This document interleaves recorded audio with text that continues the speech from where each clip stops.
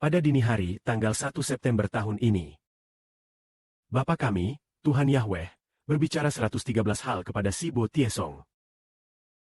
Setiap hal adalah satu kalimat. Saudara-saudara Sibao mencatat semuanya. Kemudian, hal ke-69 yaitu sekitar pukul 3.16 dini hari. Ada pikiran yang muncul dari hati saudara Sibo tentang kerajaan yang berkuasa saat ini akan runtuh. Yaitu pukul 3.16. Pada tanggal 1 September tahun ini. Kita mengerti. Tahun ini ada parade militer besar tanggal 3 September. Dikatakan, hanya beberapa hari lagi parade militer akan diadakan. Kemudian, 2 hari sebelumnya Bapak sudah mengatakan, kerajaan yang berkuasa saat ini akan runtuh. Akan runtuh. Apakah dia masih menjabat sekarang? Sudah 2 periode. Sekarang periode ketiga. Sebelumnya, Bapak pernah berkali-kali mengatakan kepada saudara Sibo, Presiden Putin, Presiden Rusia, dia akan memenangkan pemilihan kembali. Namun ia akan sukses menjadi presiden untuk masa jabatan kelima. Tetapi pada hari pelantikan masa jabatan kelima, ia akan meninggal. Ternyata itu terbukti. Beberapa saudara dan saudari yang teliti memeriksa dan menemukan bahwa Putin sekarang adalah seorang pengganti. Lalu, tentang kerajaan yang berkuasa saat ini akan runtuh. Bagaimana memahaminya? Artinya, dalam waktu dekat, dia tidak bisa melanjutkan. Setidaknya tidak bisa menjabat lagi untuk masa jabatan berikutnya. Maksudnya seperti itu. Tahun lalu, kita tahu Rusia dan Amerika mengadakan pemilihan presiden. Sebelum pemilihan presiden tahun lalu, orang-orang tahu itu adalah pertarungan antara Biden dan Trump. Saat itu, Bapak memberitahu saudari kami, saudari Zhao Wen, Biden telah jatuh. Biden telah jatuh. Namun, Biden memang jatuh. Saat itu kita tidak tahu. Apakah Biden meninggal? Atau bagaimana? Kami pikir jatuh seperti tren. Lalu kami baru sadar.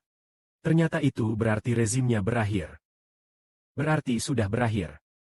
Biden telah jatuh. Ternyata saat pemilihan, Biden tidak bisa jadi presiden. Trump yang menggantikan menjadi presiden. Jadi hari ini, saudara Sibo berkata pada 1 September. Pukul 3.10 pagi. Pukul 3.16 pagi. Tuhan berkata demikian. Seolah-olah berkata, kerajaan yang berkuasa saat ini akan runtuh. Kenapa hari ini saudara Sibo tiba-tiba membicarakan hal ini? Karena saudara Sibo adalah seorang nabi, sebagaimana yang dinubuatkan dalam Wahyu bahwa nabi akan bernubuat untuk bangsa-bangsa, untuk raja-raja berbagai negara. Saudara Sibo sudah meramal tentang Putin sejak tahun lalu. Tahun ini dia mengatakan kerajaan yang berkuasa saat ini seharusnya berakhir sekarang. Mungkin hanya sampai masa jabatan ini saja. Mungkin segala negara ini akan mengalami kemunduran politik. Baru-baru ini, kira-kira 2 bulan lalu, Roh Kudus Bapa berkata, saudara Sibo dan saudari Silan sedang mengamati, menunggu sesuatu, menunggu momen kemunduran pemerintahan negara ini.